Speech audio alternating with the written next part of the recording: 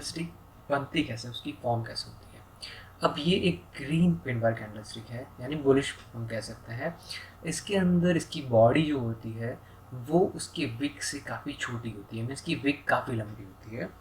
और इसको हम लोग देखने जाए तो इसकी जो ओपनिंग होती है, ओपनिंग प्राइस होती है, वहाँ से इनको सेलर्स उसको काफ़ी नीचे तक लेके जाते हैं। सेलर्स बहुत प्रेशरली उसको नीचे लेते हैं और एक एंड पॉइंट पे, इसकी लो पे, बायर्स उसको फोर्सली अप ट्रेंड ले जाते हैं, अप में ले जाते हैं और उसको ओपनिंग से भी ऊपर, उसको क्लोजिंग जो होती है वो कहीं ना कहीं उसके हाई के आसपास बनाता है और इस तरह से ये कैंडल फॉर्म होती है। इसी तरह से बियरिश पिन बार को अगर देखा जाए तो बियरिश पिन बार में भी वही है, उसकी बॉडी उसकी विक से काफ़ी छोटी होती है। इसकी ओपनिंग जहाँ से होती है, जहाँ से प्राइस ओपन होता है, वहाँ से इसमें बायर्स जो है उस प्राइस को काफ़ी ऊपर तक लेने की ट्राई करते हैं, बायर्स को ले जाते हैं। और एक टाइम पे जहाँ उसको सेलर्स उसमें एंट्री करते हैं, सेलर्स फोर्सफुली उस प्राइस को फिर से नीचे की तरफ धकेल देते हैं और प्राइस जो है, कैंडल जो है, वो अपने लो के आसपास क्लोज होती है। तो इस तरह से पिन बार कैंडल का फॉर्मेशन होता है और ये कहीं ना कहीं हमें प्राइस रिजेक्शन बताता है। यहाँ पे बायर्स इतनी अच्छे से उसको ऊपर ले गए थे, पर एक टाइम पे सेलर्स बहुत एग्रेसिवली वापस से उस प्राइस को उसके ओपनिंग प्राइस के ही नीचे, कहीं ना कहीं उसके लो के ऊपर उसको क्लोज करते हैं। अब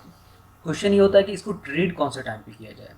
पिन बार कैंडल को ट्रेड करने का सबसे सही टाइम होता है जब प्राइस उसके रेजिस्टेंस या फिर सपोर्ट जोन के आसपास हो, तब वो पिन बार कैंडल आपको बहुत अच्छा रिजल्ट देगा। सपोज जैसे कि अगर हम आप यहाँ पे देख रहे हैं कि प्राइस का अगर मूवमेंट एक अप ट्रेंड में है,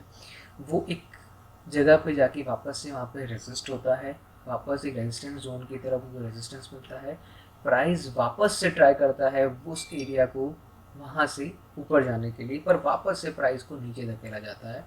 प्राइस वापस से उस रेजिस्टेंस एरिया को टेस्ट करने के लिए जाता है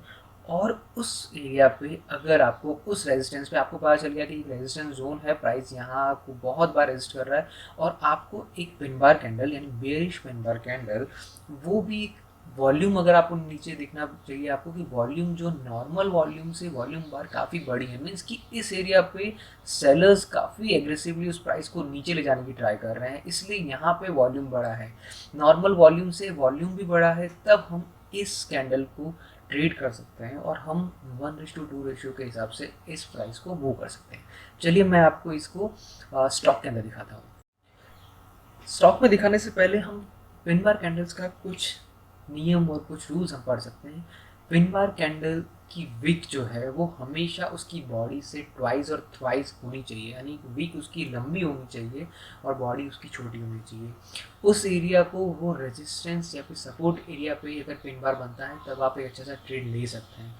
पिन बार कैंडल कोई भी कलर की हो सकती है, उसमें कलर का कोई भी नहीं मैटर करता है और हम उसको 1:2 के रिस्क रिवॉर्ड रेशियो के हिसाब से ट्रेड कर सकते हैं। हमारा स्टॉप लॉस काफ़ी ऊपर, जो विक जो बनी हुई है उस विक के ऊपर अगर नेक्स्ट कोई कैंडल क्लोज कर लेती है, उसकी क्लोजिंग का वेट करना, उसकी क्लोजिंग क्लोज कर लेती है तो हम उसको एक स्टॉप लॉस देके हम उस ट्रेड से निकल सकते हैं। चलिए अब मैं आपको ट्रेडिंग में दिखाता हूँ।